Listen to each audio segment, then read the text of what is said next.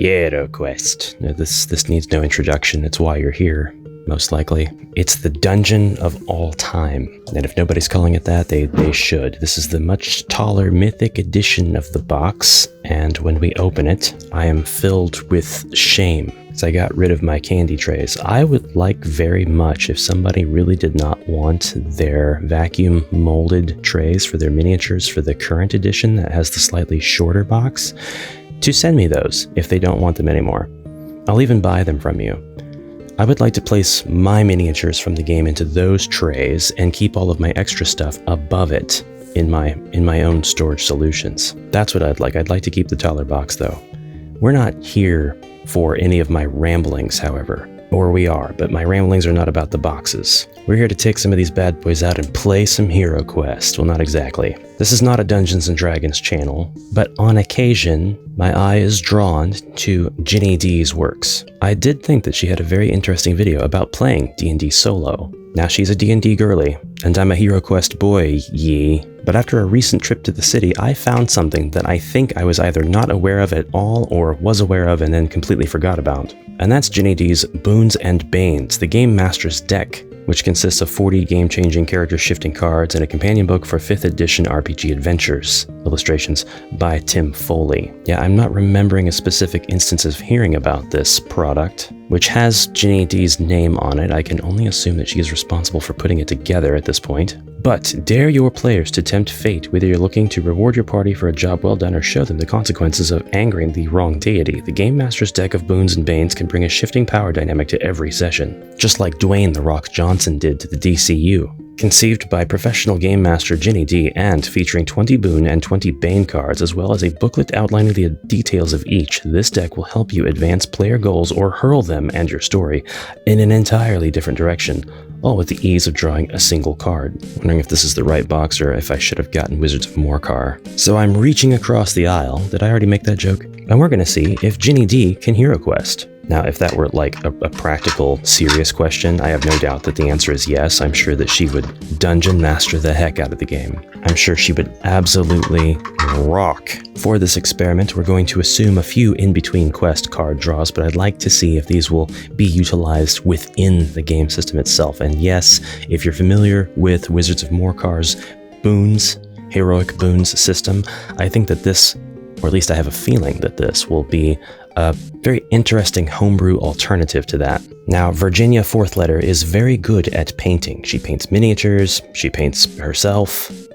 So we're going to honor that by using all of the things that I have thus far painted, which is admittedly only a handful. Just a couple of furniture pieces and about this many miniatures for the game system. I haven't even tried to paint any of the heroes. This actually looks like it could be one of Ginny D's cosplay characters, her orc. Maybe that was obvious. Alright, let's see what kind of stories we can tell. Actually, we probably should read the included instruction book. Slight disclaimer, this was brand new. It was all shrink wrapped and everything. I got it at half price books for $10. Was literally half off its MSRP of $20. Always a fan of the magnetized flap on the side of the box. All the card backs are representing the Boons and Banes therein, hinting at the fate that your party and your story may receive. Get out of the frame, please, Trey. That's okay, you can be right there. We'll also put these pretty dice on the board. Prophecy of Tulor, Spirit Queen's Torment, official stuff. This is the only homebrew thing present. And the neoprene mat. This is the broadsword, I believe, from Ian Schofield's beautiful dungeon mats. I know somebody's gonna ask. The first 4 pages of this book explain what this is and how to use it, and the rest of these pages, or this big section here, explains the cards in detail that you will draw. The last section here has acknowledgements and an introduction to who Ginny D is, who Tim Foley is, and who Media Lab Books is, the publisher for this fine instrument of your destruction. As for Ginny, she's a Denver-based tabletop gaming YouTuber, writer, cosplayer, and singer who loves telling stories, bringing characters to life, and wearing the longest elf ears she can find. In addition to her 5th edition adventures like The Corruption of Alder Glen, Barred Behind Bars, and The Cold and Hungry Sea, she creates downloadable game supplements for supporters on Patreon and has written for Eldermancy, Steamforge Games, Jeff Stevens Games, and Roll for Combat. On YouTube, she talks tabletop gaming etiquette and advice and explores character building through games with music, skits, and costumed in-character roleplay videos that range from dramatic to comedic and invite the viewer to play along through the screen. Welcome to the Game Master's deck of Boons and Banes. The Game Master's deck of Boons and Banes is a collection of 40 cards meant to enhance your game's story by dramatically changing your player character's power level. Interesting, the deck is split into 2 categories: Boons, which empower your player characters with exciting new abilities, and Banes, which burden your player characters with problems that will have them desperately questing for solutions. The booklet includes a description of each Boon or Bane's effects, as well as a few suggestions for scaling them back a bit for lower level PCs. The deck's mechanics were created using the 5e SRD under the Creative Commons license. The deck is a physical artifact and can be presented in-game as a found legendary item. The deck is also a side quest generator. In addition to the abilities outlined for each, both Boon and Bane card descriptions include suggested side quests. If you're stumped on what to do for a session, simply draw a card at random, determine whether it's a Boon or a Bane, and then introduce the information in a way that feels organic to your game. This deck is really 3 decks. If you wish, you can separate the Boons and Banes into 2 decks or use both as a combined deck. You might have a player draw a Boon card as a reward after completing a personal quest, accomplishing something extraordinary, or winning the favor of a deity or powerful being. On the other hand, a player who offended a powerful being, performed some vile act, or simply made a particularly unwise decision may draw a Bane in retribution instead. If your table embraces chaos, you could have them draw randomly from the combined deck, leaving the choice of reward or punishment entirely to fate. This deck is not balanced. Some Boons will be more powerful than others, some Banes will be more detrimental. This is by design. Remove any cards you might feel cause problems at your table. It's your deck now, do what you want with it. Love that. This deck is meant to inspire. The descriptions for each card, especially in side quest options, reference specific people, places, and things, as well as familiar monsters from the SRD. That's where you come in. These things are meant to inspire rather than constrict. You should absolutely change names, locations, and stat blocks to make these hooks more connected to the world you've built with your players. And so, we'll take another look at that very shortly. Now, a quick word about the art before we delve into the deck, and really, I'm only going to show you about half of the cards because I'd like for the other half to remain a surprise. I don't want to spoil the whole art side of the experience. And I do say art because the artist for this deck, Tim Foley, he has been an illustrator for, I think we're going on 40 years, is what I read. And he uses a scratchboard style for these cards, which would immediately make me raise my eyebrows just because I've seen this style generated so much. But I think this one's real. I think this is all real art. Ginny D has gone on record and has said outright that she hates generative AI art. Plus, this all looks very even. There's no artifacting or anything weird. It's just a style. It's just this technique. So we have Plague of Frailty, a Nose for Magic, Mystic Guardian. And yeah, as you can see, the descriptions and the other things are not on the cards themselves. It's just the art and the name of the card. Ink Drinker, that's fun. That's a fun one. Imp Infestation, this one's also a lot of fun. Ill-Tempered, the Houndmaster, Heckler's Malice, this one's actually a lot of fun. I like the expression on the lady's face here. Hat of the Fool, like that one a lot. Green Thumb, Black Thumb, Gravitationally Unbound. I'd like to look in the book and see what Green Thumb, Black Thumb represents. What is that in terms of Boons and Banes? Is it a little bit of both? Gemini's Gift, the concept for this one's really cool. The Gallows Haunt, very creepy. Foe of the Wilds. Flow State, I like that idea. Fae Favorite, and that is a very cute Fae. Very cute, easy on the eyes. Is he? Is he really easy on the eyes? It's kind of like if Bruce Campbell were a night elf. Yeah, contemporary artists, even ones who have decades of experience, have fallen into the trap of, well, I'll just use a little bit of generative in my workflow. But I look for these things, and the rivets on the shield, perfectly even, all of the concentric circles, evenly spaced. I feel good about this one. The Doomed Dreamer. Cool. Very cool. Delusions of Grandeur. And those are all the ones that we're going to look at as far as, well, one more. Winter's Embrace. A little goblin with some snowshoes on. Very cute. All right. So how do we use these? Well, let's step into Winter's Embrace. It is at this point in time, I really wish all of these had numbers on them, so you could easily reference the number of the page. It does look like they are in alphabetical order anyway, and it looks like it kind of goes in the book, Boon Bane, Boon Bane, Boon Bane. I heard if you say that in the mirror 3 times, your toothbrush will fall into the sink. Alright, so fair warning, the book is it's pretty closed. We have to kind of open it and then hold it open. And I don't know what that's going to do to it in the long term, but this is the description for the Doomed Dreamer. We have our main section, then scaling down, then side quests. You wake, sweating, from a nightmare in which you were gored to death. The next night, you dream you are drowning on a sunken ship. Each night, you die in new and more horrific ways. These dreams have the feeling of premonitions, leaving you paranoid and fearful, draining you of energy. After each long rest, make a DC 16 Constitution saving throw. On a failed save, you gain the mechanical benefits of a long rest, but suffer a level of exhaustion. In combat, you become tentative and cautious. You have disadvantage on initiative rolls. If you previously had advantage on initiative rolls, you make a single roll. You also have disadvantage on saves against being frightened. You are so distracted by gruesome visions of your own death that you attack timidly. Any damage you deal on your first turn in combat is halved. Alright, so we are applying this to a tabletop dungeon crawl board game. Obviously, a lot of this is going to take a lot of shoehorning and extra work to make sense in a consistent manner with HeroQuest.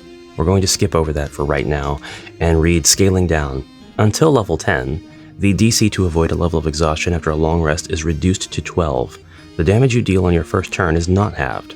All other penalties apply. So it is still very much embedded in the SRD. It is my belief you could essentially make a one-page document, maybe two, and completely convert every major SRD mechanic into a HeroQuest friendly variant that would automatically take every single thing ever for Dungeons & Dragons 5th edition and make it HeroQuest compatible. Somebody out there has had to have done that by now, right? And I'm not talking about overlaying the HeroQuest system with D20 and all of the associated mechanics of the SRD 5.1 or whatever edition we're at now.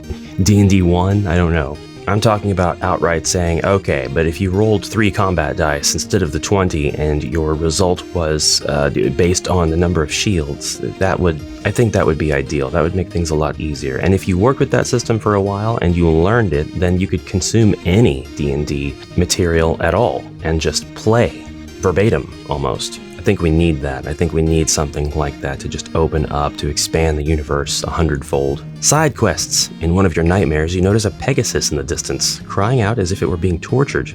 You wake with the strong feeling that this creature is real and needs your help. If you find it and rescue it from the coven of night hags currently trying to transform it into a nightmare, the Pegasus blessing banishes the bane. 2. To transfer the bane to another person, locate the Dreaming Crypt where a famed oracle was buried. Defeat the shield guardian that defends the crypt and lock your target in the crypt from sunset until sunrise, making them the new doomed dreamer. Alright, this one's a little tough, but I think we could probably do it anyway. It's not going to be something that we can just enact while we're in the quest. You'll have to script this as a quest. You'll have to write out the quest itself, and you'll have to give the quest 2 outcomes. And I would probably make this a 2-quest event. So in our first quest, we are going to have our heroes enter this dungeon, and their objective actually has nothing to do with the concept of the doomed dreamer or anything like that. That is actually a separate curse that gets picked up by one of the 4 heroes, or perhaps all 4 if you'd like to make this quest more streamlined, and now it's non-negligible. You just have to have this done. Anyway, you finish your objective in this first quest, and then the events between the quests play out where you inform your hero or heroes that they're going to suffer this bane due to the fact that they have this doomed dreamer curse. Easiest thing to do would be to consult the manual for Wizards of Morcar,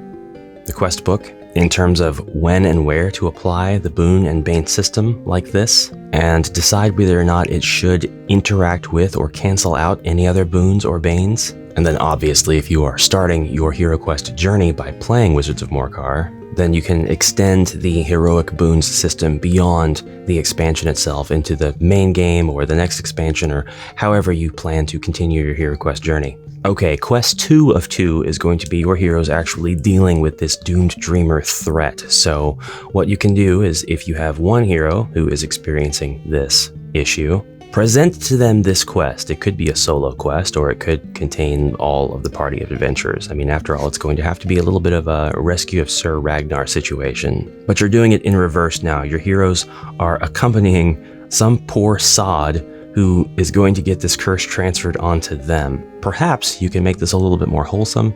You can make this the original bearer of the curse, not the bearer, the one who casts this curse on you. You're giving him his just desserts. You are serving justice. You're going to make him the target of his own curse. So You're going to rough him up, or perhaps you're going to find him roughed up because he's in this injured state already, and you're going to basically treat him just like the Sir Ragnar character for movement, attack, defense, all of that. Now, it doesn't have to be a servant of Zargon, so the enemies can still attack this character, and if they do kill the character, then the curse can't be transferred onto them, and you're going to lose the quest, or at least you won't get the benefit of being able to transfer the curse. So the quest won't be over, you can still finish it, but the Bane will continue on past this quest and into future quests until you solve one of the two ways to defeat it. If you do get him to his room that he needs to be in, then you will lock the door behind him and you will finish the quest as normal, whatever that is. Maybe you have a second objective, maybe you just want to explore for treasure, and that's kind of it. On your next quest, you're not gonna have the Bane anymore. Seems kind of mean. I mean, it does seem kind of dark, but that's the way it be. The other, probably more obvious issue is to seek out this Pegasus and save it. The boon of having a Pegasus in between quests can apply to one of the heroes. I wouldn't do all four. Well, I guess you could have the Pegasus bless them with something and then fly off, so nobody's actually riding this horse. Ginny leaves the descriptions as to these benefits a bit vague, and I think that's for your benefit. We don't know what a shield guardian is unless that's an established D&D monster with a very fixed stat block. Then we know what it is. But I'm gonna call this a Dread Warrior. Coven of Night Hags, we're gonna have some specters from Rise of the Dreadmoon. If you apply this Bane to all four of the heroes, then the questing becomes a lot more streamlined. You are now going to give them the very next quest, and that's where they're gonna resolve this issue. And failure means they have failed the quest. There's no coming out of this quest with an erasure of the Bane. You have to actually win the quest, and then the Bane goes away, so it just becomes part of the streamlined story. The player agency in the matter is taken away, but I feel that is a little bit closer to how a HeroQuest quest would handle it. Anyways, we're gonna move on. I believe that was more Bane than anything, so this must be a boon coming up. And this is easy on the eyes, because we just can't get enough of Night Elf Bruce Campbell. Wow, you're a real knockout. You often catch others looking at you out of the corner of your eye, and people tend to treat you with favor. You have advantage on all charisma checks and saving throws against being charmed. Your looks are an asset even in combat, as your enemies are hesitant to mar such a pretty face. The first time a creature targets you with a melee attack, it must make a wisdom saving throw to avoid being transfixed by your general allure. The DC for this effect is equal to your spellcasting DC, or 12 plus your proficiency bonus, whichever is higher. On a failed save, your opponent can't bear hitting someone so attractive and is charmed by you. They can repeat the saving throw at the end of each of their turns. The effect lasts for 1 minute or until the target succeeds on its saving throw. Once a creature has saved against this ability, it is immune to the effect of your allure for 24 hours. Scaling down, until level 10, you only gain advantage on charisma or persuasion checks. The duration of the charm effect of combat is reduced to 1 round, ending automatically at the end of the target's next turn. All other benefits still apply. Now that scaling down has wordage in there that would very much be HeroQuest friendly. Side quests. 1. A group of doppelgangers took a liking to your appearance and have begun donning your shape for use in their cons. Not only are you being held responsible for their crimes, but if you don't stop them, your reputation may be ruined forever. Reclaiming your image grants you the Easy on the Eyes boon. Okay, that's pretty cool. Basically, it's going to be a side quest. Put this in one of your regular HeroQuest quests that has a section of the board unused, and create a series of rooms that will allow your players to do further adventuring to complete this objective. Sprinkle in some monsters, traps, and then bam, in the 4th room, your 4 doppelgangers. You could use elf warriors for this. Remember, they're just doppelganging you. They don't actually have your actual traits. They look like you, so when you enter the room, they might all 4 have the same appearance as you. I just kind of assumed 4. It says a group. In my mind, I went to 4. But then you can replace their miniatures or set down, to begin with, miniatures of whatever monster type, because that's going to be their true forms. Quest 2. There is a beautiful new arrival at the royal court, and a jealous noble has noticed the eyes of their betrothed straying toward this newcomer. The gods of love and beauty would see fit to inform you this noble intends to kill the newcomer during a royal hunt, framing it as an unfortunate accident. Stop this plot to gain the Easy on the Eyes boon. So you're not necessarily the newcomer in this situation. This is how you get the boon, unlike the first one where you have the boon. Oh no, you don't have the boon. Doppelgangers just think you're hot. That's fine. That's cool. Those are 2 ways to get this boon. So that's how this is going to play out. If it's a boon, then the side quests are going to be ways to get this boon, because it's a very good thing. If it's a bane, the side quests are going to be ways to get rid of the bane. I like that. I like that system. So how would this play out in a game of HeroQuest? Well, your hero can look so dashing to whatever monster it's fighting, and we can justify this. We can say that the goblin here doesn't have the hots for all northern wasteland barbarians that enter, but when you come in, you take on the appearance magically of the ideal attractive goblin male, or whoever this particular character is attracted to. Now this is like a flash before their eyes just as they're about to attack, so that's when the spell, the boon, I've got quotation marks, I've got bunny ears going, don't know why, when it actually is taking effect. I would say they should roll a d6 if you have this boon, and if they roll a 6, then they are charmed and their attack is meaningless. They can roll it with the d6, so they could do something like that. Now if you were to enhance this boon, you could say on a roll of a 5 or a 6, but I think that might be slightly overpowered for HeroQuest. I don't think that one monster losing their turn during one attack against one character if they roll a 6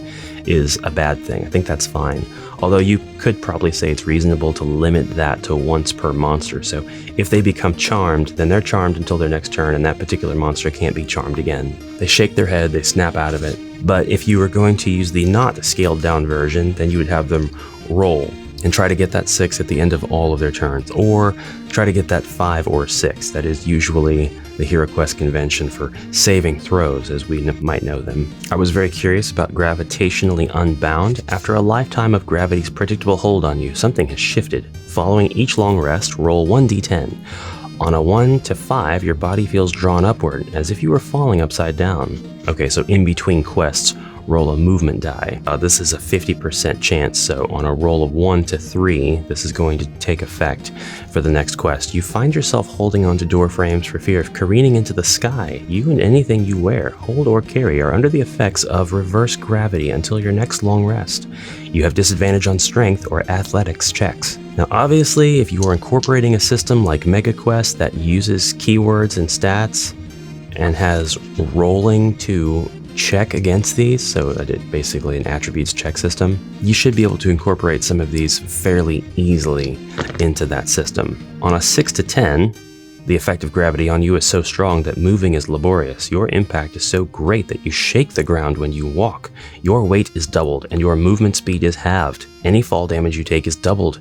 You have disadvantage on dexterity or acrobatics checks and suffer a level of exhaustion whenever you take the dash action. So that's going to lower your movement dice in this regard from 2 to 1. But you can't wear plate mail, or you can, but you're going to have the die that you roll rounding up. I say rounding up so that you'll always roll a 1, a 2, or a 3. That's the die face configuration. 1, 1, 2, 2, 3, 3. To scale this down until level 10, roll 1d20 after a long rest instead of 1d10. On rolls of 11 or higher, you avoid the effects of the Bane for the day. All other penalties still apply. So then roll 1d6, and on rolls of 4 or higher, you will avoid the effects of the Bane for the day.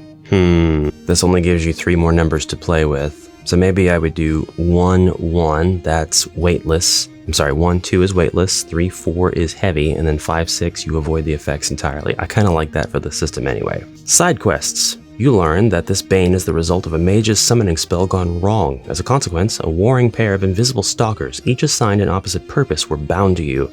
Defeat both creatures to banish the Bane, or defeat one and convince the other to attach itself to another target to transfer your choice of high or low gravity effects to another target within 1 mile with a successful DC 20 Charisma Persuasion check. Ugh. Or a Deva offers to free you of the Bane if you serve justice by destroying her target, an aboleth that has taken over a vast lake, bringing the people of the surrounding towns under its control. Easy enough, both of these are seek and destroy bounty type missions. The aboleth can be an abomination. Green Thumb, Black Thumb. You have been granted a deep connection to the living world and a mastery over the means by which green things thrive. You gain proficiency in intelligence, nature. If you are already proficient in nature, you gain expertise. With your touch, green and growing things may thrive or wither. Their fate lies in your hands.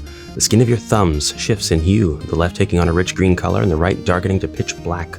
Once per day, you can use the green-thumbed hand to cast Wall of Thorns and the black-thumbed hand to cast Disintegrate without expending a spell slot or requiring material components for either spell. Additionally, your power over plants makes you a deadly enemy to creatures of the flora. When you make an attack against a plant or plant-based creature, you deal an extra 1d4 necrotic damage. This one's a little bit harder to... it's not really that hard. You can create thorn walls. This is just going to be a magical barrier that you place in the quest, so that's just going to have its own defense points. I would probably not use it to separate you from your fellow heroes, but you could definitely separate you from monsters. This would be a good thing for the wizard to have. It's once per quest, so it's just one card. The black-thumbed hand to cast Disintegrate. Now, I know that's tough. That is really tough. What's the rules as intended here? In Dungeons & Dragons, it's going to make a lot more sense, but in HeroQuest, I would want this to stay thematic to the plant affinity. However, there's nothing to really attack that's plant-based, so I guess you're just going to have to roll an extra attack die when you are fighting anything that's green-skinned. No, they're not born from the plants. Orcs were not raised from pollinated flowers. Somebody in the comments is going to talk about them being mushrooms, I just know it.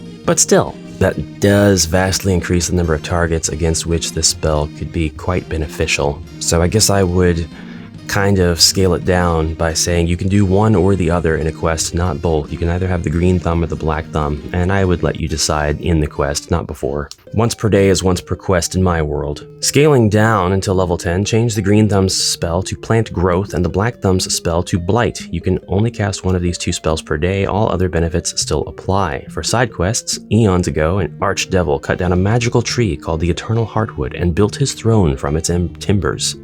Some say the last of the Eternal Heartwood seeds are still hidden in the hells, and the one who plants them will be granted the green thumb, black thumb boon. Alright, so it's an artifact that you'll hide somewhere in the quest. That's easy enough. Side quest 2, a druidic circle spent centuries protecting a tree destined to become a treant, but something is blighting the tree. A mummy lord's heart in a burial vault beneath the roots. If you can defeat the mummy lord and save the tree, you'll receive the green thumb, black thumb boon. So I think the idea of creating quests simply for the goal of granting boons or afflicting banes is a highly interesting one.